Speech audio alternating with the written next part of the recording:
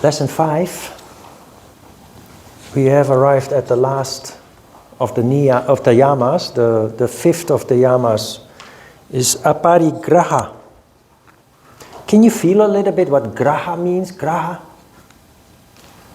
Actually, English, Dutch are Indo-European languages, and actually many words similar to the Sanskrit words, like yoga is a yoke. The old Sanskrit word for yoga is yuj, and the Dutch word for yoke is juk. Is all related. Now, graha, can you feel what graha means? Grabbing. Grabbing. In Dutch it's graaien. Graaien. Graha. Aparigraha is the practice of non-desire.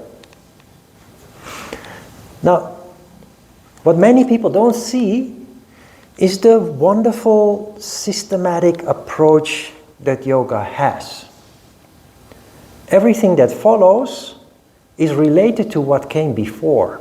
And what you see with Aparigraha, the fifth yama, is that desire leads to the violation of all previous yamas that came before.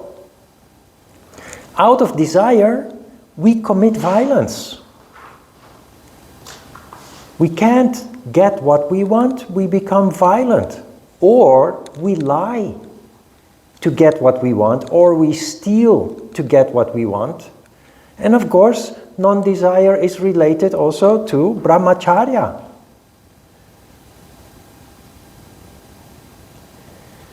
The way that we approach sexuality.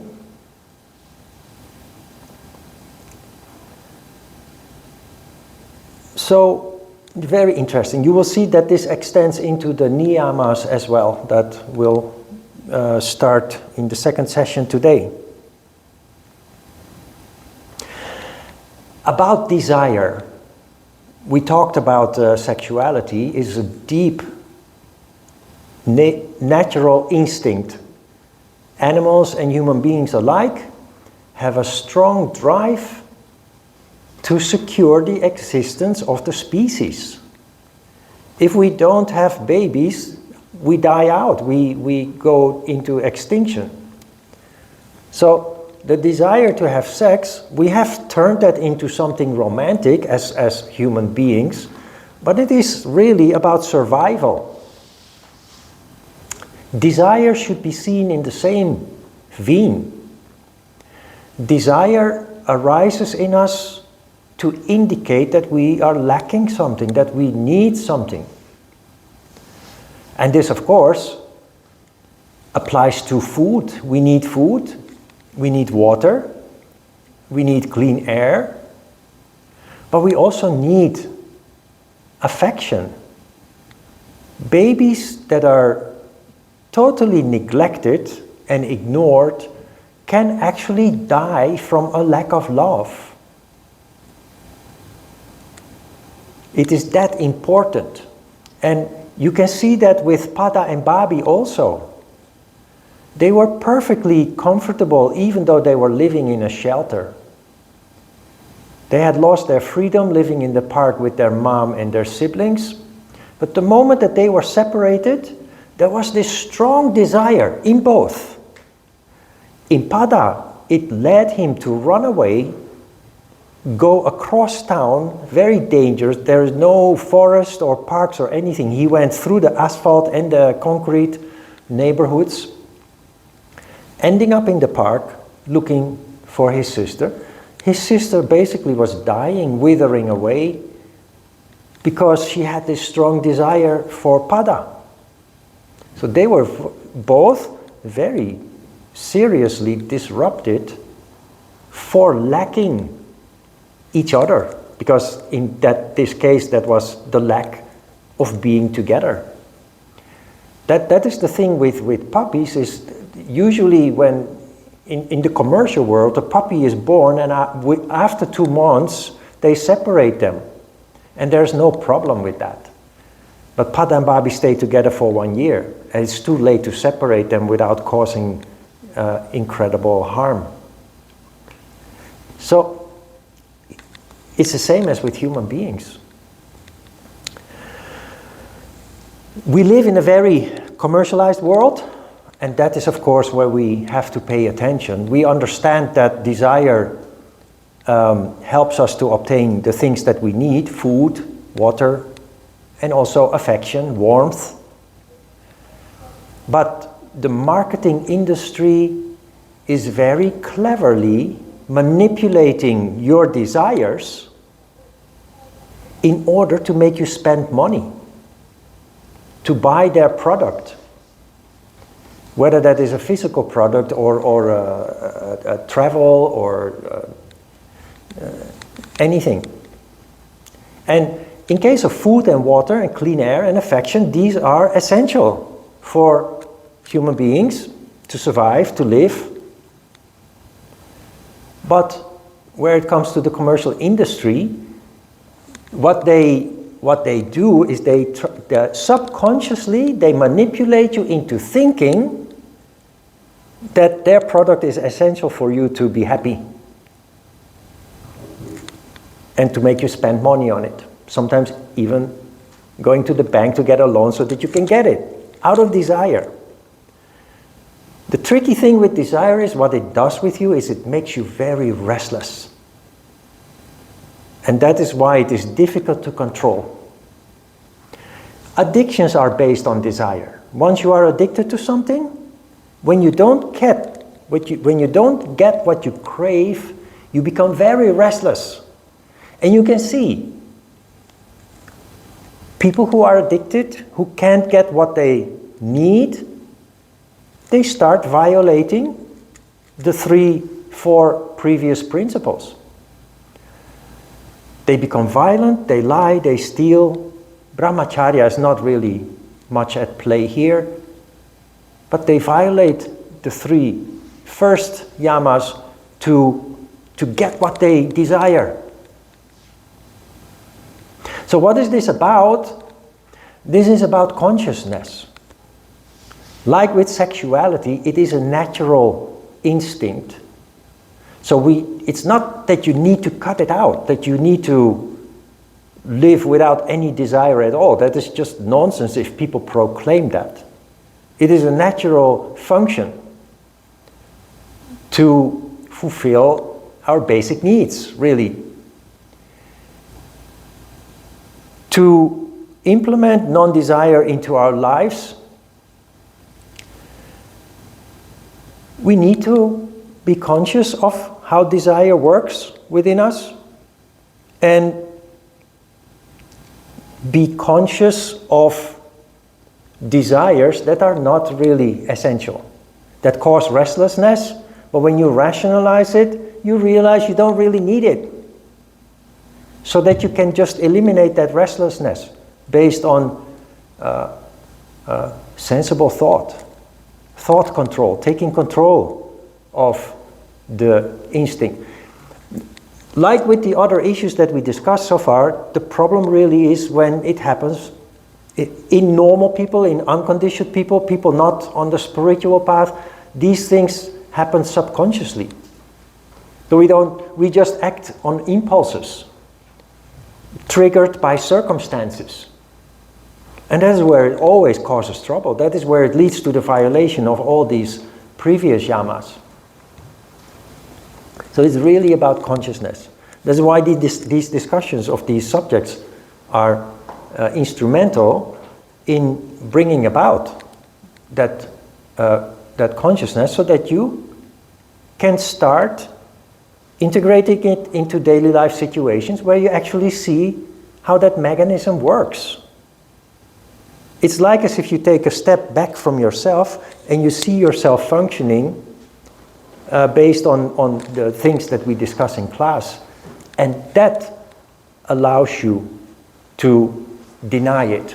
That allows you to take control and say, I don't need any of this.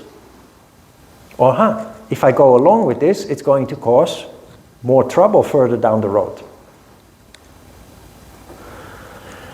So, since we live in a commercialized world, and it is not wrong to obtain things that are not essential, how do we deal with that? We deal with that by replacing wanting with hope. Now, many people will say, hope, isn't that a form of wanting as well? But hope and wanting are opposite of each other. Because wanting is a lower instinct. It's below the diaphragm. Hope is in the crown chakra. Hope is a function in the heart.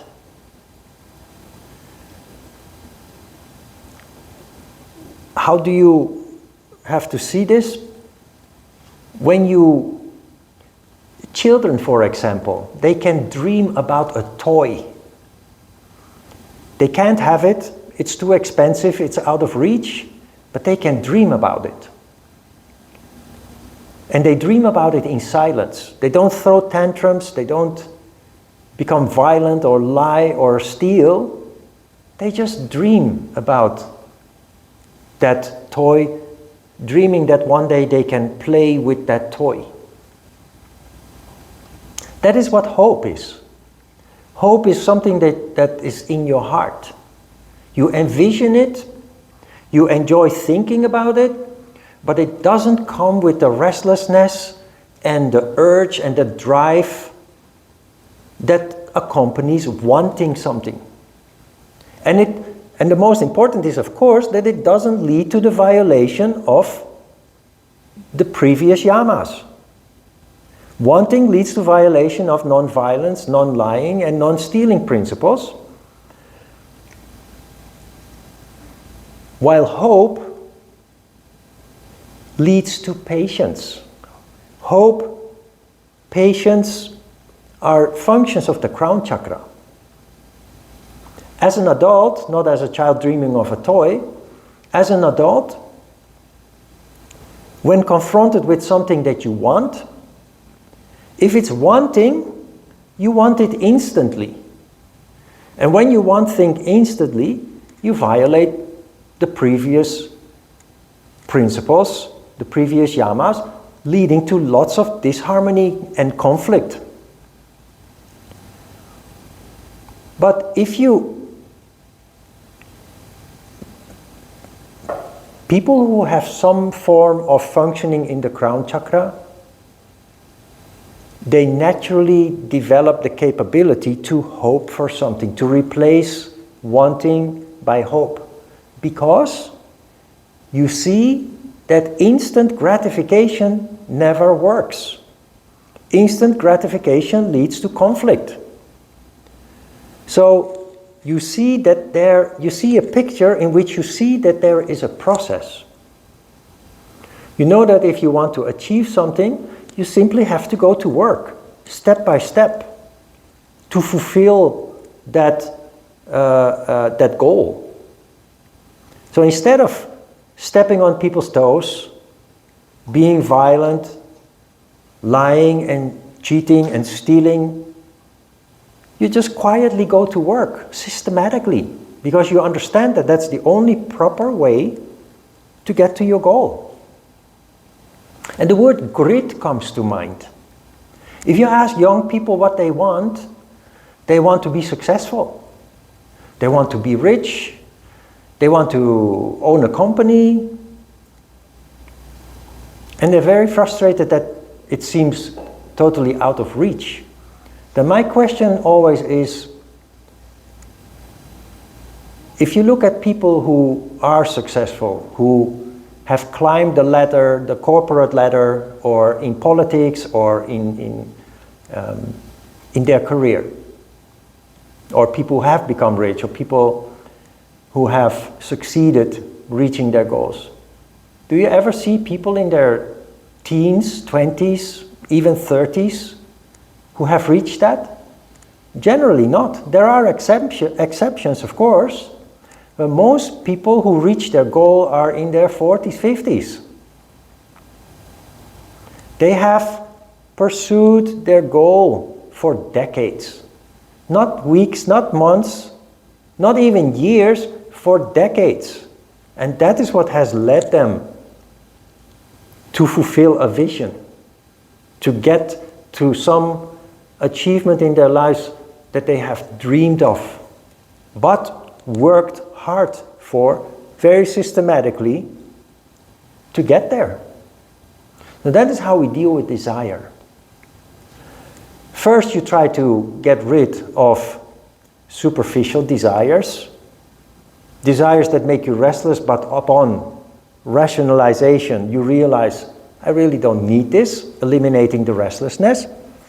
And when you go into that process of elimination of superficial desires, you will end up with the core of what you really need. That is based on your karma. We all have something that we need to accomplish one way or another. It can be just happiness, but it can be also it can be buying a house or reaching a certain level of development in your career. It can be anything. The desire is not wrong, but focus on the essence, focus on the core, and try to eliminate all the clutter, all the distraction from superficial desires.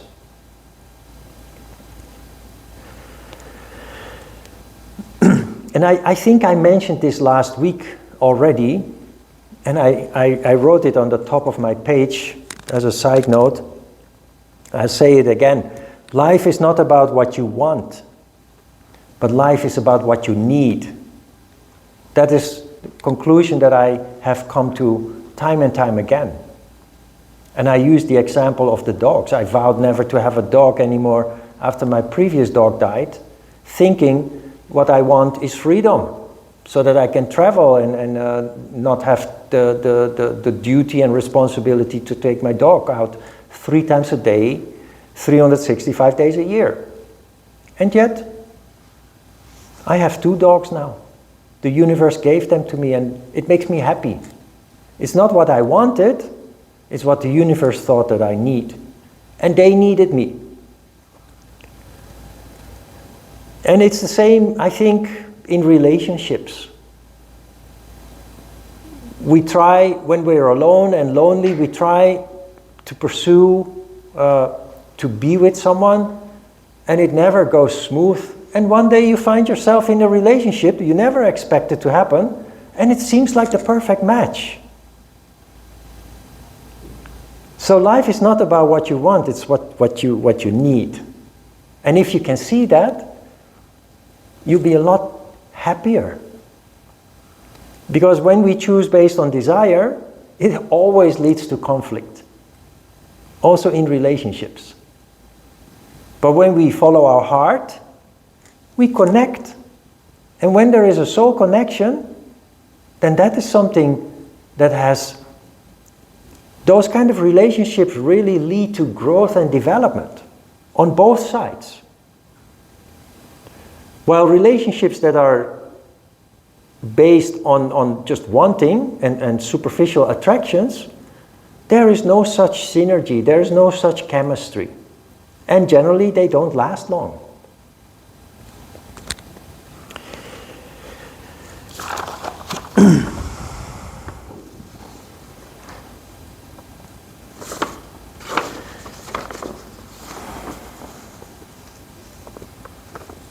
I also, this is advanced yoga.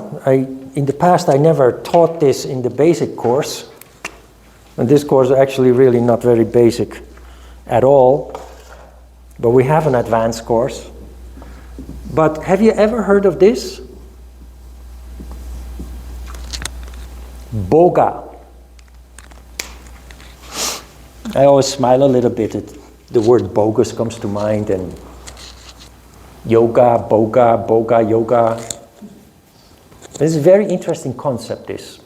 Because many people who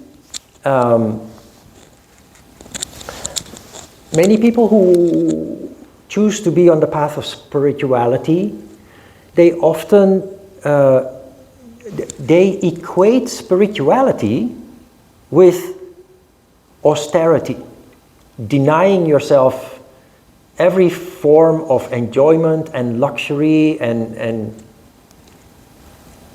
they eat vegan food and they don't enjoy, then they think they're not allowed to enjoy a coffee or French fries or cake with whipped cream and lots of sugar and what have you, because they think they need to be very austere and controlled.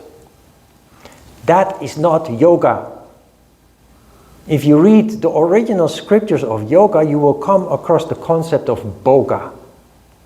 What does it mean? Enjoyment.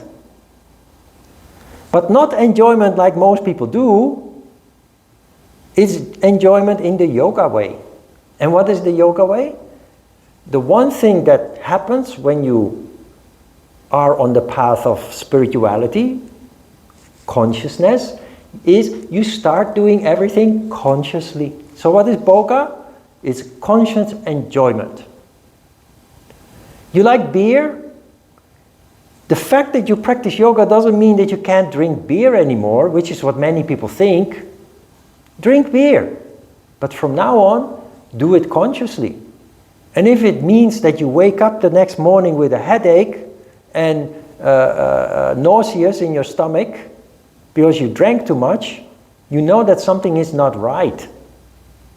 And then you try to correct a little bit. Doesn't mean that you have to stop drinking beer. But instead of 10 glasses of beer, you try to drink less, maybe 5 glasses of beer. And see how that works out. So you can still enjoy your beer, but you take less. And if 5 still leads to unpleasant after effects, hangover, less than when you drink 10, but now it's 5, so the after effects are surely going to be less. Reduce it to 3 glasses or to 2 glasses. And it's the same with food.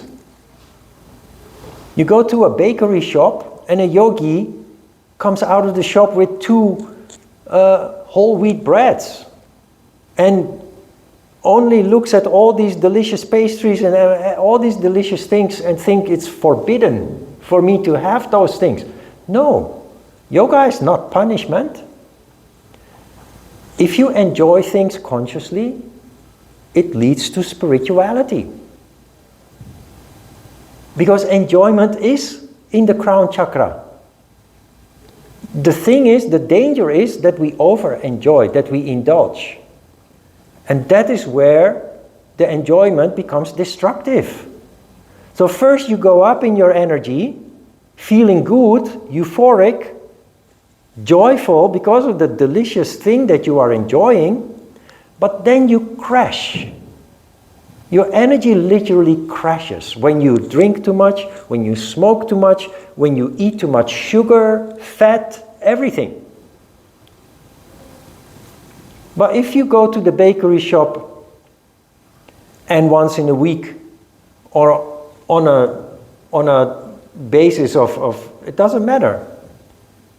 Once in a while you allow yourself to come out of the shop with 2 whole wheat loaves of bread and a pastry with delicious cream and custard and what have you, whatever it is that you like, chocolate. Enjoy it and enjoy it to the fullest. And if you eat the whole pastry and it causes you to feel it's draining your energy, because that's what sugar does, next time you take the pastry, you cut it in half and you take only half. And you keep the other half for next time. Play with it. That is bhoga. Yeah? The yoga really doesn't mean that you have to live like a fakir. Super austere, sleeping on a bed of nails, walking on glass and burning coal, eating only roots and grass. But that is a picture that many people have in mind. No. Enjoy, but do it consciously so that you do not crash, that you do not damage, but still enjoy whatever it is that you feel attracted to.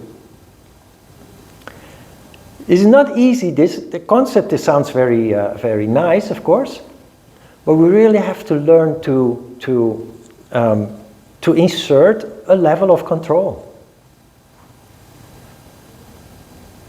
Where it comes to drinking beer or wine, alcohol, where it comes to eating delicious foods.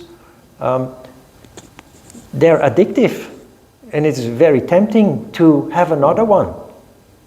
But if you do it consciously and you choose to feel good, also the next morning, then little by little you develop the willpower to stay in control. That is Bhoga. Bhoga is consciously enjoying. In yoga, everything is about consciously doing whatever it is that you do. Just like we discussed the yamas, from now on, we are conscious of how we react in certain situations. That can trigger violence, or that make us want to lie just to get rid of an inconvenient, uncomfortable situation, or to steal to get something that we want in an instant, and we're not patient to go through the steps to obtain it, etc. From now on, we do everything consciously, including enjoyment. So that is non-desire on a higher level. In the beginning, people on the yoga path do deny themselves everything, but later they settle down and realize that's not what life is about.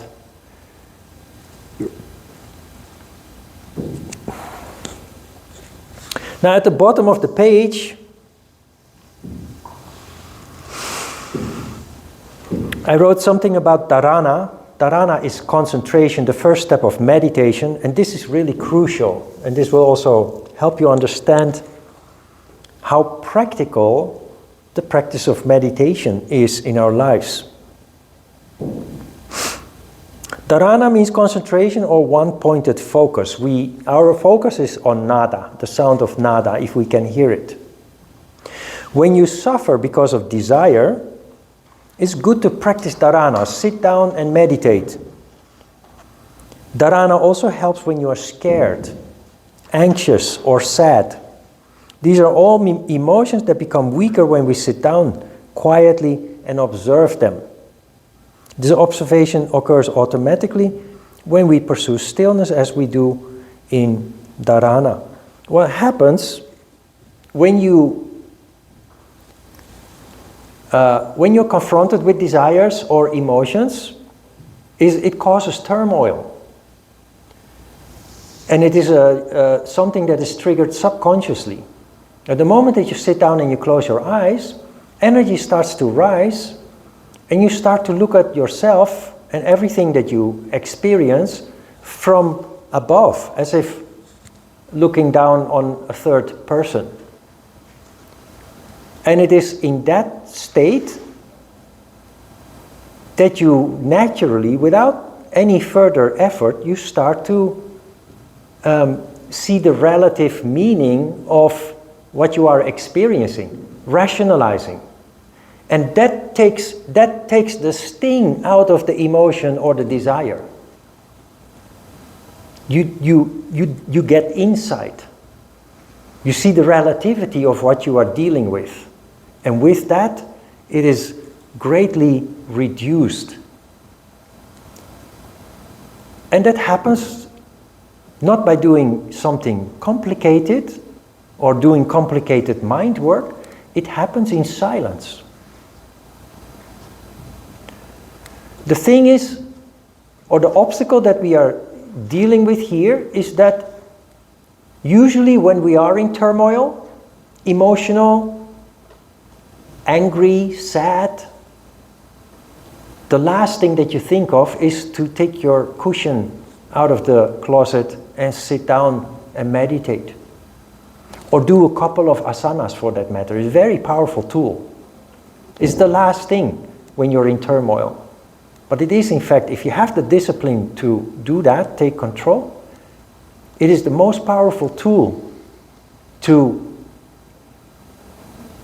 not only considerably reduce the turmoil, but you connect the dots in that condition, in the silence, and you see what you need to do to solve whatever it is that you're looking at, whatever situation you are dealing with. You develop insight naturally, which is a function in the crown chakra.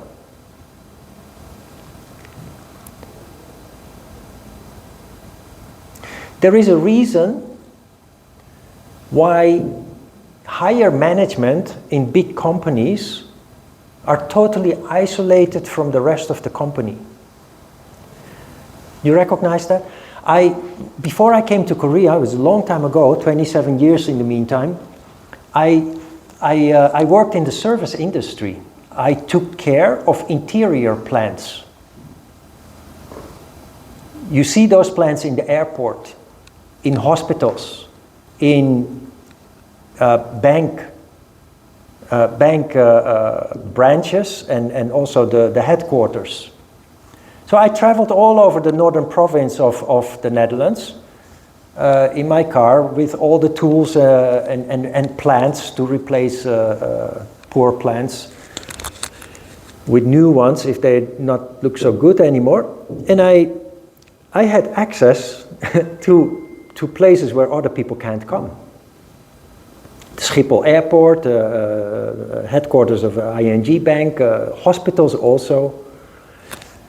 There is a kind of a hierarchy. In the basement is logistics, facilities, management, cleaning, and what have you. And the higher you go, the higher the job responsibility, the higher the management. The top floors are usually only accessible if you have an electronic card or a key. So you go into the elevator, floor 1 to 14, you can push any button and go there. But 15, 16, and 17, you need a key.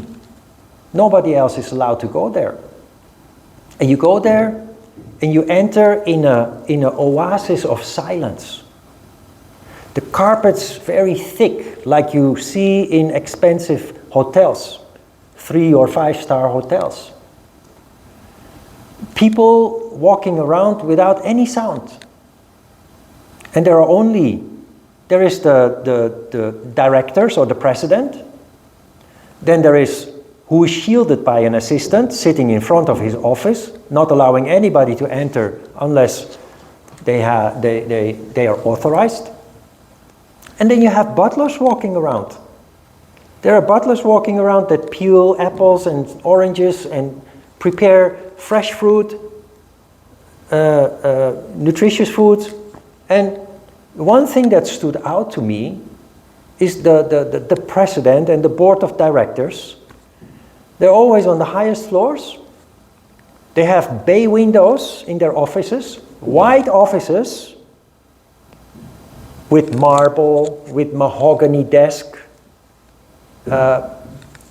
expensive art on the wall.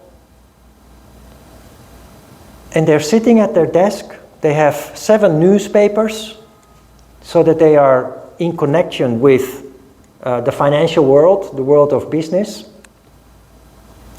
And it appears as if they are sitting there doing nothing all day. Staring out the window, drinking the tea and the coffee, and enjoying the meals brought in by the butlers. And it appears like as if they are doing nothing. But what do you think is happening here? These people are in charge of multinational companies, multi-billion-dollar companies. And the only way to control that is in the crown chakra. They don't do yoga, they don't have a yoga mat or a yoga cushion, meditation cushion. The circumstances to allow the crown chakra to function are created by throwing a lot of money at it. They are secluded, so no disruptions, no activities from unwanted people, and they're in kind of in a heaven, a paradise of contemplation. It allows them to contemplate without having to sit on a yoga mat or a meditation cushion. As a yogi, I think you will more and more create such a situation for yourself. You become a little bit like a hermit. Like I'm also a hermit. The Korean word for hermit is undunja. Naturally. It's not because you choose to do that, it's because you follow your feeling And you become more and more sensitive to outside vibrations that disrupt you. In the past, you were not aware of it, it didn't disrupt you at all, but you become more and more sensitive towards that, and you just naturally want to avoid it because you want to stay with yourself, connected with yourself. The power of meditation helps the president and the board of directors make the company successful. It allows them to oversee very complex operations that cover not only multiple countries, but often also other continents worldwide. And they do that by creating the circumstances. They don't send them to a yoga course, but they create the circumstances by throwing a lot of money at it, creating a heaven, basically, for them. And on the surface, it looks like they're doing nothing all day, but they're very busy at work. And when a decision needs to be made, they're very powerful in implementing that decision, very thoroughly.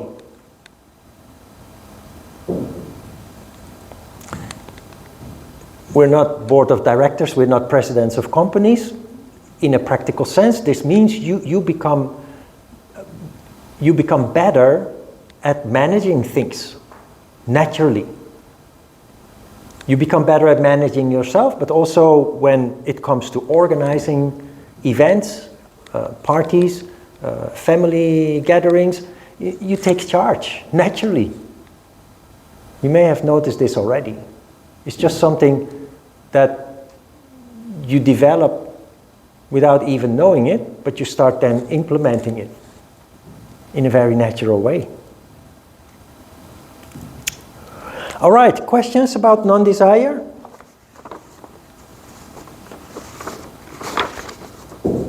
Keep a playful attitude. Don't take your yoga too serious. This is also something I usually do not tell in the basic course. It's something more for advanced course, but you're all on that level already. Of course, you need to take yoga serious if you want it to work for you, but when you take things too serious, it blocks your energy. A playful attitude in your asana, in your meditation, and in daily life. You live consciously with a playful attitude, your energy is circulating freely. And that is what is required to function holistically, as a whole, body, mind, and soul functioning in harmony with one another. Maybe you have spent time in spiritual communities. You can see people that are very tense. They take their spirituality so serious, it blocks their energy. And it can sometimes even lead them to act and behave in a rather nasty way. Fanaticism occurs. A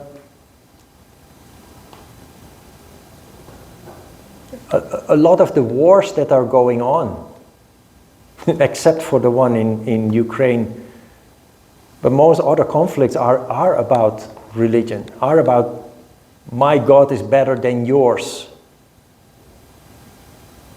There is no enlightenment there. Enlightened religions do not go to war with others claiming that their God is better than theirs. They will say, I have a God and you have a God, and gosh, if I look a little bit closer, they're very similar. We may call them different, we may have different rituals, but in the end it comes down to the same. That is enlightenment, if you can see that. If you become radical, fanatic, and you make division, you're in the dark, not in the light. You feel threatened by another person's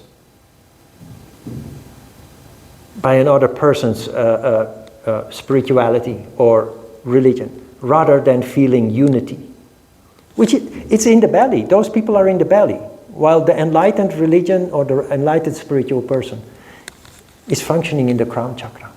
So when you understand this, you can very easily see where people are at when they claim spirituality. All right, let's have a short break.